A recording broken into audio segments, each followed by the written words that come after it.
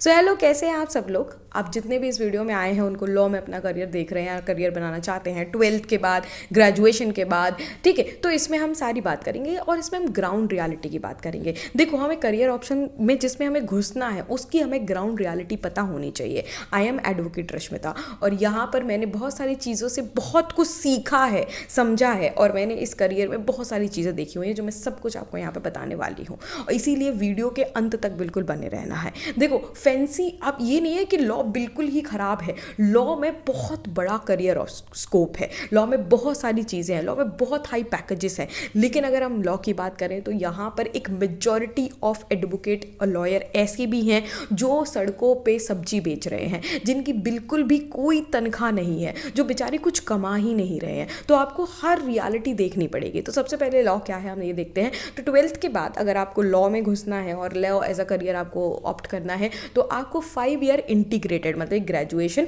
Plus LLB का पूरा वैसे अगर आपको लॉ करना होता था हमेशा से तो क्या होता था, ग्रेजुएशन के बाद LLB की डिग्री होती थी। अब यहाँ पर जो है 12th के बाद ही आप LLB की डिग्री कर सकते हो। कैसे कर सकते हो? 5 ईयर इंटीग्रेटेड प्रोग्राम होता है, BLLB करके, BBLLB करके, BCom LLB करके, BSc LLB करके, इस तरीके से आप डिग्री ऑप्ट कर सकते हो। तो इन 5 सालों में आप पूरी तरीके से ग्रूम हो जाओगे अपने ग्रेजुएशन के सब्जेक्ट में भी और लॉ में भी, ठीक है, सब कुछ हो जाएगा।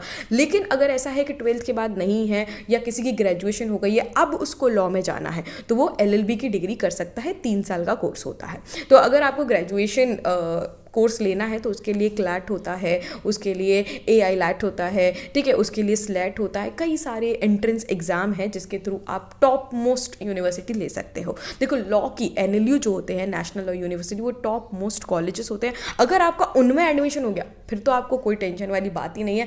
आपका तब भी करियर जो है एक पाथ पे आ सकता है। लेकिन हर किसी का एडमिशन क्या NLU में हो रहा है? क्या हर किसी का एडमिशन सिम्बाइसिस में हो रहा है? ये टॉप कॉलेजेस हैं जिनकी फीस समवॉट 6-7 लाख, 8 लाख, 10 लाख तक पहुंच जाती है अगर हम बात करें कॉलेजेस की। तो इसके नीचे की मैं बात करने जा रही हूँ कि अगर आप NLU में नहीं पहुंचे तब आप कैसे लॉ को देखते हैं, ठीक है। तो सबसे पहले इसमें करियर ऑप्शन देख लेते हैं। और पोस्ट ग्रेजुएशन अगर आपको लॉ में करनी है तो पोस्ट ग्रेजुएशन कैसे होती है? LLM करते हैं। LLM के बाद आपकी पोस्ट ग्रेजुएशन हो जाती है। इसमें भी आप क्लैट PG दे सकते हो, ठीक है। अब करियर ऑप्शन की बात करें तो सबसे पहला करियर ऑप्शन है लिटिगेशन। मतलब आप जैसे टीवीओ में हर जगह पे देखते हो जो केस लड़ने वाली प्रोसेस है, इसके लिए भी लॉ करने के बाद आप सिर्फ लॉयर कहलाते हो। आपको एडवोकेट बनना पड़ेगा, मतलब आपको बार काउंसिल ऑफ इंडिया में रजिस्ट्रेशन कराना पड़ेगा, स्टेट बार काउंसिल में, ठीक है। सुप्रीम कोर्ट तक जाना है तो ऑल इंडिया बार काउंसिल में आपको रजिस्ट्रेशन कराना पड़ेगा। जब भी आपका रजिस्ट्रेशन हो जाता है तो आप सर्टिफाइड हो जाते हो केस लड़ने के लिए, लिटिगेशन के लिए, तब आप एडवोकेट कहलाते हो। और उसके बाद आपकी जर्नी शुरू होती है, ठीक है। तो आप छोटी डिस्ट्रिक्ट कचहरी से शुरू करते हो, आप किसी सीनियर के अंदर काम करते हो और वो सीनियर शुरुआत में कोई पैसे नहीं देता है। याद रखना, मतलब आपकी 5 साल की अगर आप लिटिगेशन में अपनी जर्नी बनाना चाहते हो तो 5 साल मान के चलो कोई पैसा नहीं मिलता है, ठीक है। हो सकता है धीरे धीरे वो आपको 500 रुपये दे दे, मतलब 10,000 तक, 15,000 तक आप कमा लेते हो। मोस्ट मेजॉरिटी की बात कर रहे हो। देखो, जो NLU से आया है उसकी मैं बात नहीं कर रही हूँ यहाँ पर, लेकिन उसको भी डिफिकल्टी होती है क्योंकि आपको आफ्टर ऑल सीनियर के अंदर ही काम करना है। और अगर आप फर्स्ट जनरेशन से हो तो बहुत ज़्यादा डिफिकल्टी है। देखो, कोई किसी की सेकेंड जनरेशन है, मतलब आपसे पहले आपके घर में कोई भी अगर लॉ बैकग्राउंड से है तो बहुत ईजी हो जाता है क्योंकि आपको केसेस मिल जाते हैं। यहाँ अभी फर्स्ट जनरेशन वाले को अपना नाम खुद ही बनाना है, सीनियर के अंदर काम करना है। और सीनियर सच में फ्री में भी काम करा लेते हैं, 200, 400, 500 पर डे का भी दे देते हैं समटाइम फ्री में। मतलब 3-3 साल आप फ्री में काम कर रहे हो क्योंकि आपको सीखना है काम, आपको अपना फेस वैल्यू क्रिएट करनी है, आपको अपने क्लाइंट लेने हैं। तो आपको शुरुआत में तो फ्री में काम करना पड़ेगा और एक वो स्ट्रगल फुल जर्नी हो जाती है क्योंकि देखो, आप जब पैसा कमाने की एज में आते हो और जब आपको फ्री में काम करना पड़े, that will be very tough, बहुत ज़्यादा टफ हो जाती है वो सिचुएशन। पर आपको ये भी सिनेरियो दिमाग में रखना है कि स्ट्रगल है यहाँ पे। फर्स्ट जनरेशन वालों के लिए तो बहुत ज़्यादा स्ट्रगल है। अगर मैं बात करूँ तो आपको 10 साल से 15 साल, मतलब 10 साल तो मिनिमम आपको मान के चलने हैं। अगर आपको 10 साल अपनी लाइफ के, अपनी ग्रेजुएशन के बाद देने पड़ेंगे अपने आप को टॉप पे देखने के लिए, ठीक है। और अगर आप जैसे मेरी तरह, जैसे मैं ग्वालियर से बिलोंग करती हूँ, तो अगर आप किसी छोटे सिटी से बिलोंग करते हो, कहीं से बिलोंग करते हो, तो गर्ल्स के लिए तो बहुत ज़्यादा डिफिकल्टी, क्योंकि गर्ल्स के लिए सच में बहुत एक्सप्लॉइटेशन है। सीनियर आपको एक्सप्लॉइटेशन करते हैं। अगर आप क्रिमिनल ब्रांच से हो तो आपको केसेस मिलते हैं, नहीं भी मिलते हैं, क्योंकि आप पे से मतलब डाउट किया जाता है कि भाई आपका कैलिबर कैसा है, तो आपको अपना नाम बनाना पड़ेगा। तो 10 साल तो मान के चलो तुम्हें देने पड़ेंगे, ठीक है। नेक्स्ट करियर ऑप्शन की बात करते हैं तो वो जुडिशरी होता है। देखो जुडिशरी पर मैं बता दूं कि मैं डरा नहीं रही हूँ। अगर आपके अंदर कैलिबर है, आप 5 से 10 साल मेहनत करते हो तो आप टॉप पे होगे अपने, ठीक है। आप करियर के बिल्कुल टॉप पे होगे। आप मतलब ऐसा होगा कि अगर आपका नाम है तो आप एक दिन के 1 लाख भी छाप सकते हो, ठीक है। इट डिपेंड्स कि आपको कितना कैलिबर है आपके अंदर, आपका कितना नाम है, वो भी डिपेंड करता है। लेकिन स्ट्रगल बहुत है, मैं फिर से कह रही हूँ स्ट्रगल बहुत है। फर्स्ट जनरेशन वाले के तो बहुत स्ट्रगल है, सेकेंड जनरेशन वालों के लिए भी स्ट्रगल है, उनको भी काम करना है, लेकिन उनको ये है कि बैकग्राउंड सपोर्ट मिल जाता है, ठीक है। नेक्स्ट चलो बात करें जुडिशरी की। जो जुडिशरी एक सिंपल जैसे कॉम्पिटेटिव एग्जाम होता है, यूपीएससी होता है, एसएससी होता है, ऐसे जुडिशरी का भी एग्जाम होता है। तो आपको क्या करना पड़ता है, जो सेकंड क्लास जज होते हैं, सिविल जज होते हैं, मतलब लोअर लेवल पे सबसे जो जज होते हैं, वो आप यहाँ से बनते हो। देखो अगर आपको सेफ सिक्योर सरकारी नौकरी चाहिए, बढ़िया पैसे आपको आ रहे हैं, 50-60 हज़ार रुपये महीना आ रहा है, तो बढ़िया सिविल जज का एग्जाम दो। उसमें भी अगर आप 10 साल तक मेहनत कर लेते हो तो आप हाई कोर्ट तक भी पहुँच जाते हो। तो ये नहीं है कि बिल्कुल ऑप्शन नहीं है, हाई कोर्ट जाओगे, सुप्रीम कोर्ट जाओगे, पर ये है कि बहुत टाइम टेकिंग प्रोसेस है, बहुत ज़्यादा टाइम लगे। अगर आप करियर के सच में 10 साल बहुत शिद्दत से देने के लिए तैयार हो तो लॉ आपके लिए बहुत अच्छी चीज़ है। लेकिन शुरुआत में अगर आपने हार गए और आप थक गए तो नहीं, ऐसे नहीं होगा। कि भाई आपको शुरुआत में ये अपना माइंडसेट होना चाहिए कि मुझे टाइम देना है, मुझे खुद की स्किल्स को बहुत इंप्रूव करना है, मुझे खुद का नाम बनाना है। जब आप नाम बना लोगे, लिटरली बहुत पैसा है इसके अंदर, बहुत फेम है, बहुत नाम भी है। नेक्स्ट अगर हम जुडिशरी की बात करें तो जुडिशरी के बाद नेक्स्ट अगर हम आते हैं तो जैसे आप क्लैट पीजी का दे देते हो तो उसके बाद आपको बहुत सारे पीएसयू जो पब्लिक सेक्टर अंडरटेकिंग्स होती हैं वो भी क्या कर लेती हैं, वो भी आपको हायर करती हैं। क्लैट के स्कोर के बेसिस पे आपको क्या मिल जाता है, यहाँ पे क्लैट के स्कोर के बेसिस पे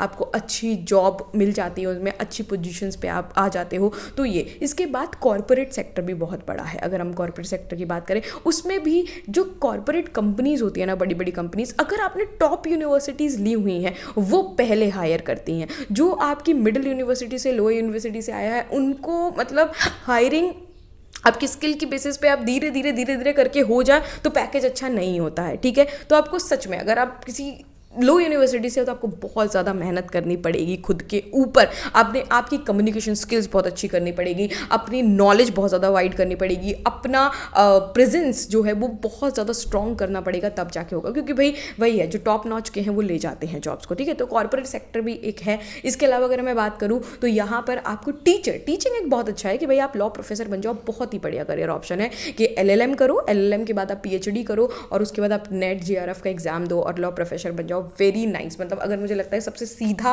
और सबसे आसान जो इसमें है, मतलब आसान तो कुछ नहीं होता, आपको पढ़ना पड़ेगा, लेकिन एक बहुत ही प्रेस्टिजियस बढ़िया लॉ प्रोफेसर आप बन सकते हो। इसके अलावा लेकिन अगर मैं एक बात कहूँ कि बहुत सारी चीज़ हो रही है, यूपीएससी भी आप इसके बाद दे सकते हो। इसके बाद अगर मैं बात करूँ तो आप साइबर में जा सकते हो, ठीक है। साइबर लॉ बहुत ज़्यादा चल रहा है, आप साइबर लॉ में जा सकते हो। इसके अलावा आप लॉ काउंसलर बन सकते हो, ठीक है। आप गवर्नमेंट के बहुत सारे एग्जाम्स होते हैं उसमें जा सकते हो, ठीक है। और अगर आपको सुप्रीम कोर्ट तक जाना है तो देखो सुप्रीम कोर्ट की जर्नी मैं उस पर एक सेपरेट वीडियो बना दूंगी। एक लंबी जर्नी होती है कैसे आप बन सकते हो, ठीक है। और अगर आप बात करूँ तो अब 10 साल अगर आपने हाई कोर्ट में प्रैक्टिस कर लिया होता है या 10 साल आपने नॉर्मल प्रैक्टिस भी कर लिया होता तो आप हाई कोर्ट के जज बन सकते हो, आप सुप्रीम कोर्ट तक भी जा सकते हो। तो ऐसी बात नहीं है। देखो मेरा मेन जो मोटिव इधर पे है ना, वो डराना है ना कुछ है, रियलिटी आपको चेक देना है कि ये सारी चीज़ें हैं, उसमें मतलब आप बस जाओ और आप बिल्कुल फ्री हो जाओ। अगर आपने बड़ी यूनिवर्सिटी नहीं ली हुई है, देखो बड़ी यूनिवर्सिटी में जाकर भी आपको मेहनत बहुत करनी पड़ेगी अपने ऊपर। लेकिन अगर आपने कोई बड़ी यूनिवर्सिटी नहीं ली है और आप सोच रहे हो कि बस मैंने एलएलबी कर लिया, अब तो भैया मेरे पास केसों की बारिश होगी, तो ऐसा बिल्कुल भी नहीं है। अगर आपने ठान लिया है कि आपको लॉ करना है और आपने मीडियम यूनिवर्सिटी लिया, तो अपने आप को टॉप नॉच बनाओ। एक टाइम फ्रेम सेट करके रखो, इतना टाइम तो मुझे देना ही पड़ेगा इस लॉ में करियर बनाने के लिए, और मुझे अपनी स्किल्स को, अपनी कम्युनिकेशन स्किल को, हर चीज़ को बहुत ज़्यादा इंप्रूव करना पड़ेगा। अब जैसे फर्स्ट सेकंड ईयर में आओ, अगर आपका कॉलेज उतना बड़ा नहीं है, देखो बड़े कॉलेजेस होते हैं तो वो इंटर्नशिप प्रोवाइड करते हैं। अगर आपका कॉलेज बड़ा नहीं है तो प्लीज़ प्लीज़ प्लीज़ इंटर्नशिप पे ध्यान देना, इंटर्नशिप करते रहना, क्योंकि इंटर्नशिप बहुत ज़्यादा ज़रूरी है। लेकिन अगर आपने बहुत अच्छे से लॉ किया है तो इसमें सच में करियर बहुत बड़ा है, ठीक है। आज की अगर मैं आपको ग्रेट टिप दूं तो ये जो सोशल मीडिया है ना, ये ब्रह्मास्त्र है। मतलब आप इंस्टाग्राम, आप यूट्यूब पे अपनी प्रेजेंस बना के अगर आप अपनी नॉलेज शेयर कर रहे हो, आपका करियर स्कोप बहुत ज़्यादा बड़ा है। तो बस आपको ग्राउंड रियलिटीज़ का भी पता होना चाहिए, और उसके साथ में ऑल द बेस्ट। आगे आप बस मुझे कमेंट कर देना कि आपको किस टाइप की वीडियो चाहिए लॉ में, मैं सारी इन्फॉर्मेशन आपको दूंगी। एंड इसी के साथ थैंक यू सो मच।